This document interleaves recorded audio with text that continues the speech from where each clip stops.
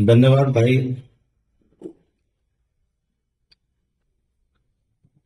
कुछ कहने से पहले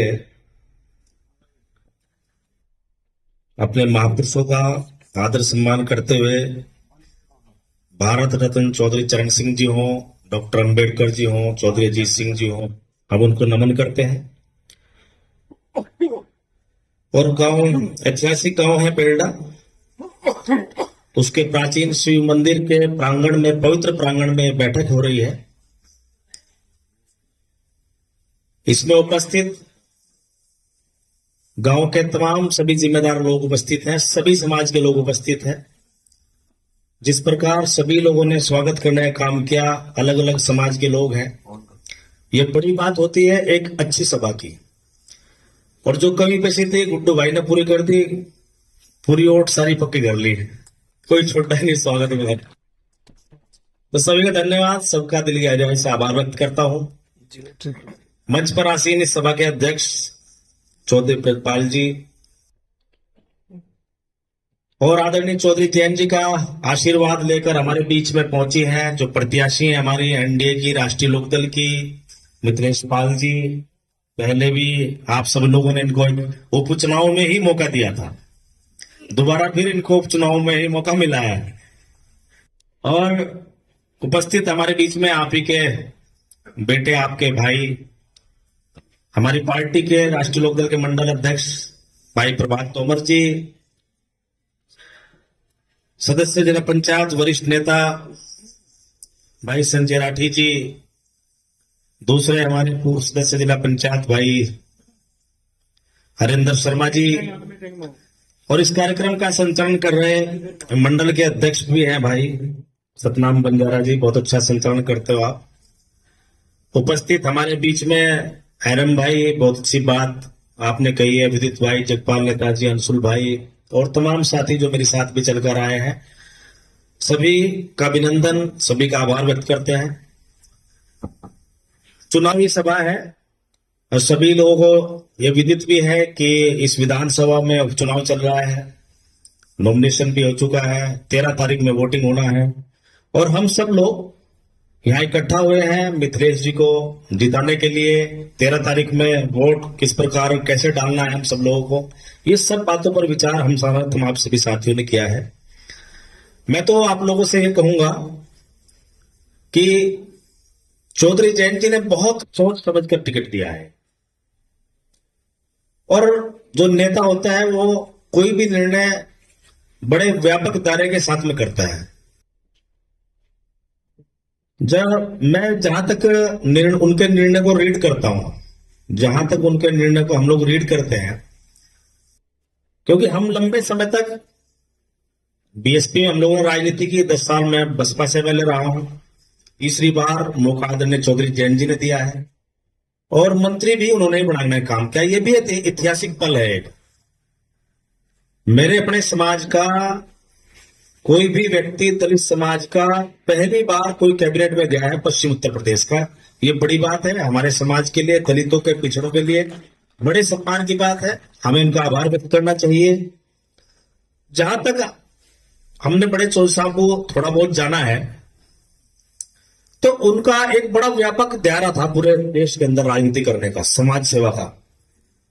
वो ऐसे ही, उनका जो काम करने का तरीका था वो ऐसे ही विचार में नहीं बदल गया। आज हम लोग ये कहते हैं कि चौधरी चरण सिंह के विचार वाले लोग हैं, चौधरी चरण सिंह को मानने वाले लोग हैं, तो ऐसे नहीं है। उन्होंने अपने जीवन में जब तक वो रहे अपने लिए कुछ नहीं किया, जो भी किया समाज के लिए, देश के लिए किया है। ऐसे कोई महापुरुष नहीं बन जाता। महापुरुष की उपाधि कोई सरकार नहीं देती, महापुरुष की उपाधि समाज देता है और समाज ने उन्हें उपाधि दी क्योंकि उन्होंने जीवन में अपने लिए कुछ नहीं किया। तमाम पूरा प्रयास इस देश के किसानों को जगाने के लिए, इस देश के किसानों को, नौजवानों को, दलित, वंचित, पिछड़े, इनको जगाने के लिए, इनके अधिकारों, कैसे इनको अधिकार मिले, इन सब बातों के लिए उन्होंने पूरा जीवन लगा दिया। मैंने देखा हमारे जनपद के बहुत सारे इतिहास हैं कि गरीब गरीब लोगों को निकाल कर उन्होंने एमएलए बना दिए। देश के प्रधानमंत्री पद तक ऐसे नहीं पहुंचे। कोई भी नेता बड़ा तब बनता है जब हम दूसरों को देने का काम करेंगे, उनके अधिकार उनके सुनिश्चित कराने का काम करेंगे। वो चौधरी चरण सिंह ने उस समय किया। बिहार के कर्पूरी ठाकुर नाइक समाज से 2 बार मुख्यमंत्री रहे, उसके कारक भी चौधरी चरण सिंह थे। उन्हीं के कारण 2 बार मुख्यमंत्री रहे। हमारे जनपद में बहुत सारे इतिहास है। हमारे अपने मामा नैन सिंह जी हुआ करते थे, उनको भी बीकेडी से चुनाव उन्होंने लड़ाने का काम किया था। मेरे क्षेत्र में गांव खुतुपुर पड़ता है, नंदराम जी विधायक रहे वहां से। उसी विचारधारा को लेकर आज जैन जी चल रहे हैं। उसी विचारधारा का परिणाम है कि आज उत्तर प्रदेश में 9 विधायक राष्ट्रीय लोकदल के थे। सभी समाज के एमएलए हैं, सभी लोग काबिल थे। किसी के काबिलियत पर सवाल हम लोग नहीं खड़ा कर सकते, लेकिन चौधरी चरण सिंह के विचार को आगे बढ़ाने के लिए उन्होंने अनिल कुमार को मौका दिया। ये बड़ी बात है, छोटी बात नहीं है।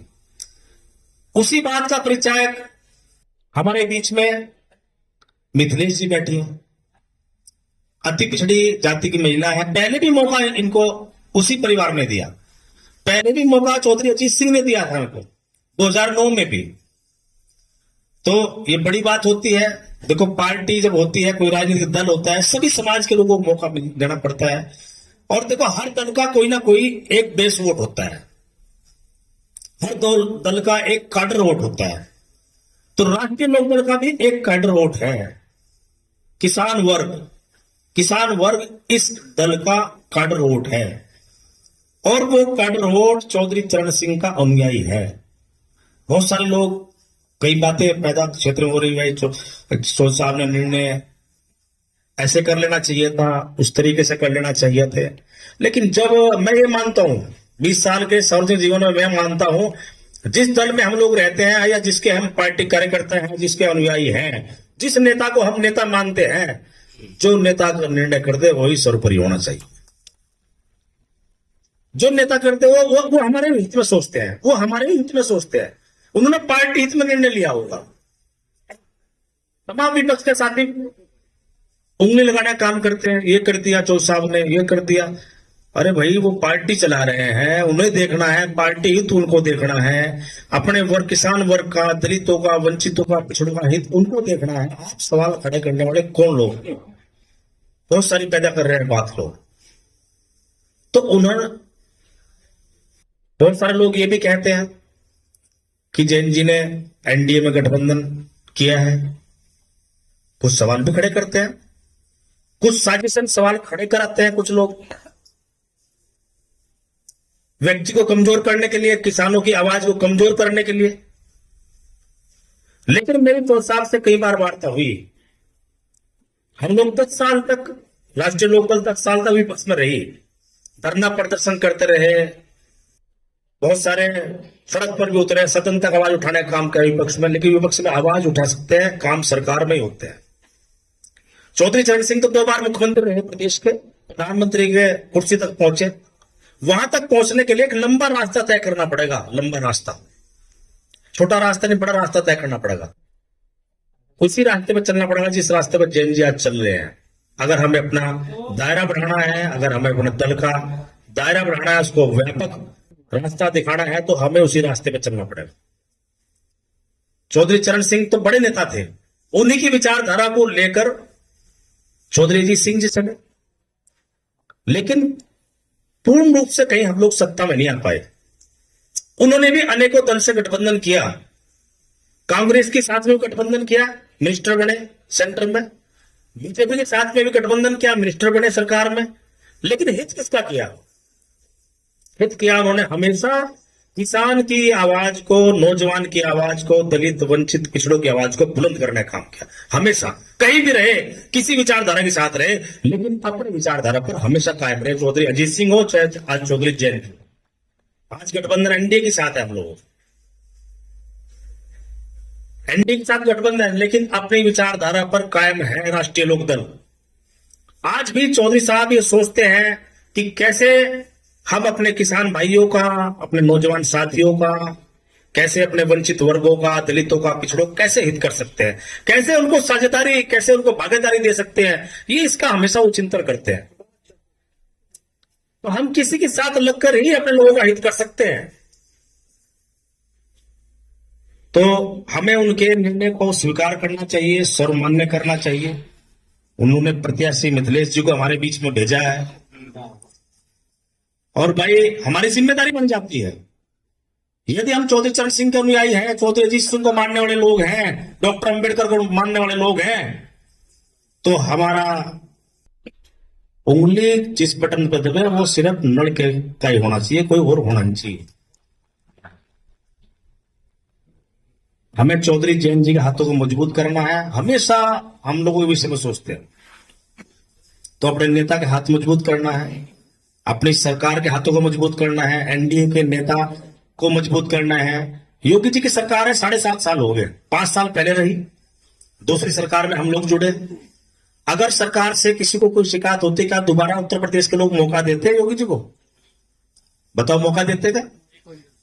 दोबारा मौका उसी व्यक्ति को मिलता है जिसकी समाज में स्वीकार्यता होती है, नहीं तो नहीं। तो स्वीकार्य है। आज उत्तर प्रदेश की कानून व्यवस्था, कानून का राज प्रदेश के अंदर है, गुंडागर्दी खत्म है। आज कुछ भी हो, हम लोग ये कह सकते हैं कि हमारा काम ये नहीं हुआ, वो नहीं हुआ, कम हुआ, ज्यादा हुआ, ये सवाल आ सकता है। लेकिन हर व्यक्ति दबी जबान से, खुली जबान से जरूर कहता है कि जब से भारतीय जनता पार्टी की एनडीए की सरकार आई है, सुरक्षित हम लोग महसूस करते नहीं। ये बात तो है नहीं भाई, है ये बात है ना, ये बड़ी बात होती है, यही बात बड़ी होती है। किसी भी सरकार के लिए कानून व्यवस्था ही बड़ी बात होती है, लॉ एंड ऑर्डर ही बड़ी बात होती है। अगर किसी सरकार का लॉ एंड ऑर्डर, कानून व्यवस्था मजबूत है, तो अन्य तो बहुत सारे उद्योग भी लगेंगे, लोग रोजगार मिलेंगे, शांति व्यवस्था रहती है, शांति रहती है पूरे देश में, प्रदेश में। तो ये बड़ी बात होती है। अनेकों योजनाएं सरकार की चल रही है, केंद्र सरकार की अनेकों योजनाएं चल रही है, प्रदेश सरकार की अनेकों योजनाएं चल रही है, जिनका लाभ हम लोगों को गरीब लोगों को मिल रहा है। एक गरीब आदमी ही सरकार से अपेक्षा करता है, उम्मीद करता है कि मेरी को सरकार मदद करे। प्रधानमंत्री जी की बहुत बड़ी योजना है आयुष्मान कार्ड की। काफी लोग होंगे जिनके पास आयुष्मान कार्ड है, यहाँ काफी लोग होंगे, तो 70 साल की शुरू कर दी, 70 साल हाँ, काफी लोग होंगे जिनके बने हुए हैं, और उसकी जरूरत है गरीब आदमी को। जब गरीब आदमी बीमार होता है ना, 5,000 रुपए इकट्ठे कर नहीं पाता, बड़ी जो बीमारी उसको लग जाती है, उस समय उसके लिए आयुष्मान कार्ड काम आता है। प्रधानमंत्री जी ने अभी लॉन्च किया परसों, कि जितने भी समाज में हमारे बुजुर्ग महिला हैं, बुजुर्ग पुरुष हैं, जो 70 साल के हो गए हैं, उन 70 साल के महिला और पुरुष को सबका अनिवार्य रूप से आयुष्मान कार्ड बनेगा। ये बड़ी बात है, छोटी बात नहीं है। समाज में कई बार उपेक्षित महसूस करते हैं हमारे बुजुर्ग, परिस्थितियां हो जाती हैं घर की, कहीं ना बात नहीं इलाज करा पाते, बहुत सारी परिस्थितियां पैदा हो जाती हैं। लेकिन ऐसे समय में हमारे काम वही आएगा। उज्ज्वला योजना, अनेकों योजनाएं हैं। चौधरी जैन जी आज केंद्रीय मिनिस्टर हैं स्किल डेवलपमेंट के। आज वो चाहते हैं कि हमारे युवा हुनरमंद हो, स्किल्ड हो, टेक्निकल शिक्षा से ओतप्रोत हो, ग्रहण करें ताकि आगे बढ़े। तो बहुत सारी बातें हैं, सरकार की इतनी उपलब्धियां हैं, गिनाते बहुत समय लग जाएगा। आगे भी कार्यक्रम में इतना लंबा समय नहीं होता।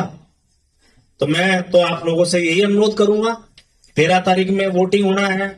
सभी लोग हाथ उठाकर दोनों मिथिलेश जी को आश्वस्त करें कि एक तरफा करके वोट करेंगे। मेरा बस यही निवेदन है। सब लोग मुझे पता है एक तरफा वोट करेंगे, लेकिन निवेदन यह है कि घर में एक भी वोट रहना नहीं चाहिए। यदि घर परिवार में 7 वोट हैं, 10 है, तो 10 की 10 वोट डालने की कोशिश करना। वोटिंग परसेंटेज जरूर बढ़ा। हम लोग कई बार जो है उपचुनाव में वोटिंग कम करते हैं, आम चुनाव में वोटिंग ज्यादा करते हैं, लेकिन हमें इसमें ज्यादा करना पड़ेगा। इसमें बहुत सारी बातें हैं। प्रत्याशी समाजवादी पार्टी के है, क्या हाल है 12 से 17 की सरकार के, क्या हाल रहे, क्या क्या काम वहां हुए, क्या स्थितियां थी, कैसे निर्णय सरकार में लिए जाते थे, किससे छिपे नहीं है, हमसे भी नहीं छिपे, ना आपसे छिपे। इससे बेहतर सरकार नहीं हो सकती हमारे लिए। तो मेरा आप लोगों से आग्रह है, 13 तारीख में वोटिंग करें, झूम के वोटिंग करें, सब लोग दबा कर वोटिंग करें। और भाई मेरी शुभकामनाएं हैं दीपावली के मौके पर एक बैठक हो रही है। दीपावली की शुभकामनाएं, भैया दूज की, गोवर्धन की शुभकामनाएं। 14 तारीख का 15 तारीख का गंगा स्नान है, उसकी भी अग्रिम शुभकामनाएं हम देते हैं। उसमें मेरा एक निवेदन जरूर है, नजदीक में शुक्रताल है, हम लोग, हमारी आस्था है, हम लोग जाते हैं, काफी संख्या में हम लोग जाते हैं। 13 तारीख में सुबह वोट डाल के, सुबह 7 बजे वोट डाल के जब लोग, आप लोग जाए, ये निवेदन हम लोग करना चाहते हैं। आप लोग वोट डाल के जाए, वो भी हमारा आस्था का पर्व है, उसको भी मनाना आवश्यक है। लेकिन ये भी लोकतंत्र का पर्व है, ये भी लोकतंत्र का पर्व है, इसको भी मनाना जरूरी है। लोकतंत्र में सबसे बड़ा अधिकार वोट का है, वोट का भी डालना जरूरी है। इस संवैधानिक अधिकार है हमारा, इसको भी हमें प्रयोग करना जरूरी है। मेरा आप सब लोगों से आग्रह है, सभी लोग वोट करें और मिथिलेश जी को जिताकर चौधरी साहब के हाथ मजबूत करें, उनकी झोली में डालें। महाराज जी योगी आदित्यनाथ जी के झोली में डालने का काम करें। इन्हीं बातों के साथ अपने बात समाप्त